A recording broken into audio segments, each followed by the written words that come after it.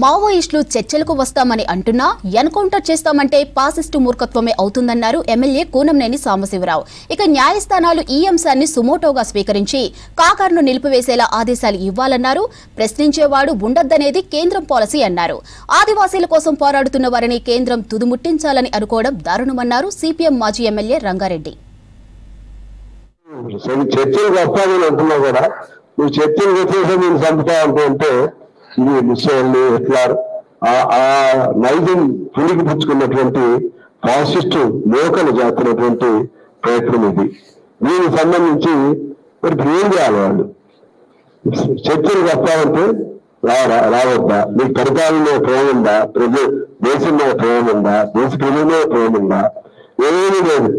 మిమ్మల్ని ప్రశ్నించేవాడు ఉండకూడదు. ముస్లింలు ఉండొద్దు, కమ్యూనిస్టులు ఉండొద్దు, క్రిస్టియన్స్ ఉండొద్దు. ఇది మీ పాలసీ. ఓపెన్ గా చెప్పినటువంటి ఆర్ఎస్ఎస్ పాలసీ. దాన్ని వాళ్ళు అమలు చేసే క్రమంలో ఏదో నెపం కోసం చూస్తున్నారు. అయినా ఈ మధ్య ఏం జరగలేదు కదా. ఈ మధ్య ఏమన్నా పని వీళ్ళ నుంచి ఇక్కడ అరాకొరా గతం జరిగి ఉండొచ్చారు. కానీ మావోయిస్టు పేరుతో జనాన్ని మూకుమ్మడిగా ఎక్కడ దాడులు కూడా జరగలేదు, ప్రాణహానులు కూడా ఎక్కడ జరగలేదు. ఒక లక్ష్యంతో నడుస్తున్నటువంటి సిద్ధాంతం ఇది. ఈ సిద్ధాంతాలు మీకు నష్టం వస్తే చర్చించండి.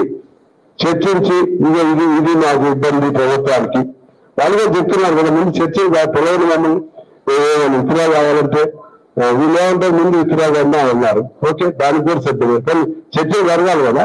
చర్చలు జరుగుతున్నాను చేతులు తీసుకురారు కదా. ఆ విధంగా అన్యాయంగా జరుగుతున్న దీన్ని ఖచ్చితంగా శాంతి చర్చలకు వాళ్ళు ఆహ్వానించాలి.